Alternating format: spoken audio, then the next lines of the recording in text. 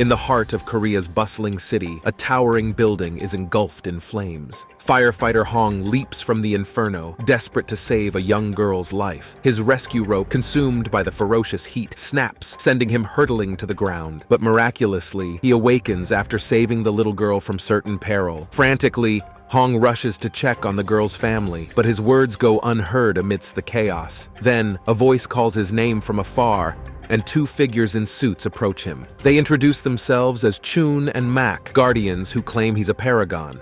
Their purpose, guiding him through 7 trials of judgment. Overwhelmed by this bewildering turn of events, Hong hesitates and then walks away slowly, casting a sorrowful glance at his comrades mourning his supposed demise. He passionately cries out that he can't leave now.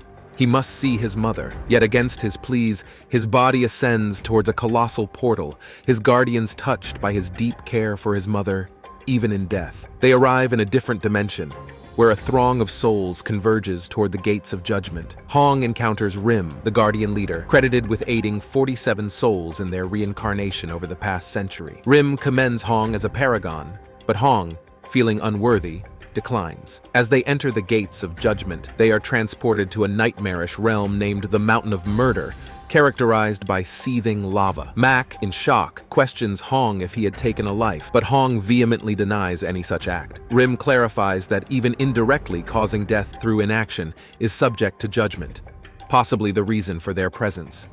In a massive stadium, ground doors reveal a vast pit of molten lava. Desperate figures strive to escape, but burn relentlessly in the fiery sea. Prosecutors accuse Hong of failing to save a colleague, leading to the colleague's demise. They demand Hong endure 5 years in the lava pit to atone for not rescuing his friend. Rim intervenes, requesting a closer examination of the incident. It emerges that Hong had indeed tried to save his friend, but couldn't budge the heavy object trapping him. Realizing the futility, his colleague implored him to save other civilians. Hong's decision ultimately allowed him to rescue 8 people. Rim contends that Hong's heroism should mitigate his decision to leave his friend. Impressed by Hong's bravery in aiding others, the judge absolves him of the charges, permitting him to proceed to the next trials. Despite this victory, Hong is deeply affected by the memory of his colleague's death.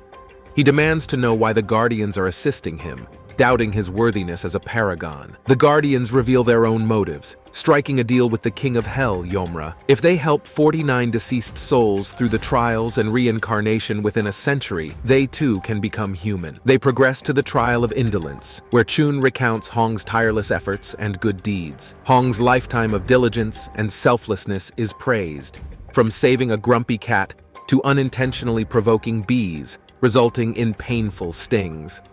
The judge is moved and orders a statue erected in his honor.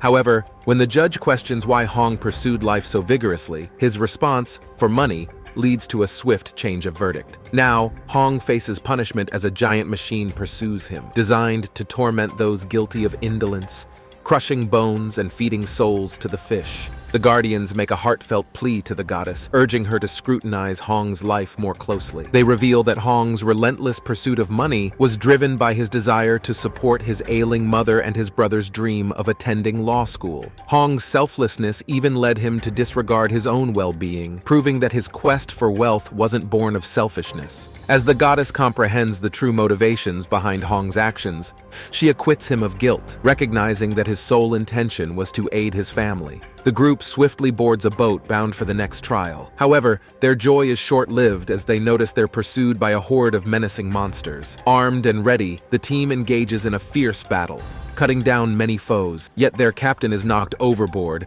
and barely clings to the ship's edge. Mak valiantly defends the ship alone, affording his leader time to recover. In a critical moment, Mak strikes a massive stone pillar, causing rocks to tumble and finally thwarting the monster's pursuit. Rim realizes this occurred because a member of Hong's family died and became a vengeful spirit. To prevent further attacks, Rim decides to visit Hong's family for answers. He arrives at Hong's residence and discovers his mother alive, indicating that it was Hong's brother, Su, who became the vengeful spirit. The malevolent aura attempts to flee, but Rim pursues relentlessly. Their confrontation ensues, with Rim using his weapon to ensnare the ghost. However, the spirit deftly evades Rim's attacks, leading to a clash that sends the Guardian reeling and the spirit vanishing into the ether. Rim traces the trail to a military base, where he overhears soldiers discussing Sue, labeling him a deserter. Suspicion deepens as the captain and one comrade appear to conceal something. Rim disguises himself as a colonel and confronts the captain, accusing him of Sue's murder. Startled, the captain resorts to blackmail out of fear, further implicating himself in Sue's death. On another front, Hong faces questioning by the goddess of deceit, accused of crafting false wills and testaments for a colleague he failed to save.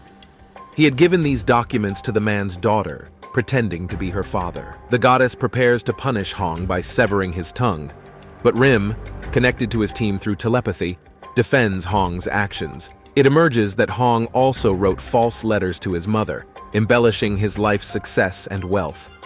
Rim argues that these actions aimed to provide comfort to the people he cared about, offering hope beyond reality, allowing them to carry on. Upon realizing that Hong's actions were driven by a noble intent to provide hope to others, the deity forgives his supposed crimes, recognizing that his intentions were never malicious. Following the trial, Rim deceives Hong by assuring him that his family is well, but he quickly shares the truth with the team regarding Hong's brother. Rim delves into the past to uncover what truly occurred on the night of Sue's death. He discovers that their comrade, Dong, accidentally shot Sue after disengaging the safety. Instead of trying to save the dying man, Dong chose to bury Sue and conceal the evidence to protect his own chances of promotion. Rim's shock mounts as he realizes that Sue wasn't actually dead, forcing him to confront painful memories from his past when his father suffered a similar fate. Meanwhile, Hong arrives in the hell of injustice, a place where people are frozen for years as punishment for not helping others.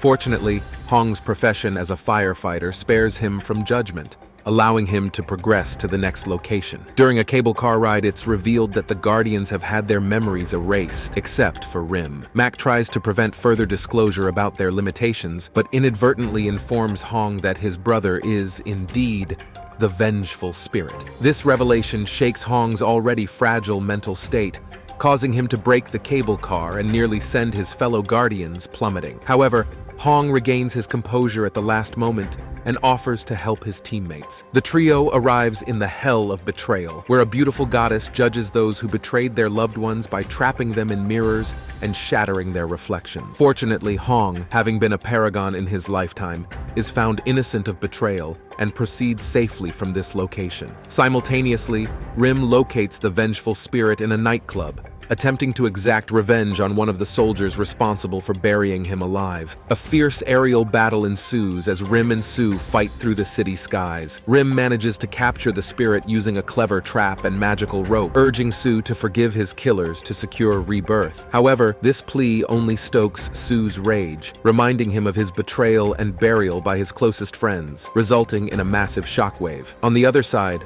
Dong, plagued by guilt and fueled by alcohol, decides to reveal the location of Sue's body to Sue's mother, unable to bear the weight of his actions any longer. The woman, holding the map, finally locates the whereabouts of her youngest son, while Sue watches everything from behind her. The vengeful spirit approaches Rim, expressing his decision to forgive Dong upon witnessing the soldier's guilt and his disclosure of the body's location. Sue implores Rim to act as a medium so that he can communicate with Dong for the last time, promising to undergo the trials afterward. Through Rim, the spirit conveys his forgiveness to the soldier, urging him not to shed any more tears for the past. Meanwhile, Hong has reached the hell of violence, where he encounters a massive hole that they must jump into to face the trials. Hong falls into the pit and collides with a gigantic rock, but Mac manages to catch his teammate and they land safely beside him. However, an accidental collision between Hong and Mac sends them plummeting once more toward the pit's bottom. Mac rushes to their aid,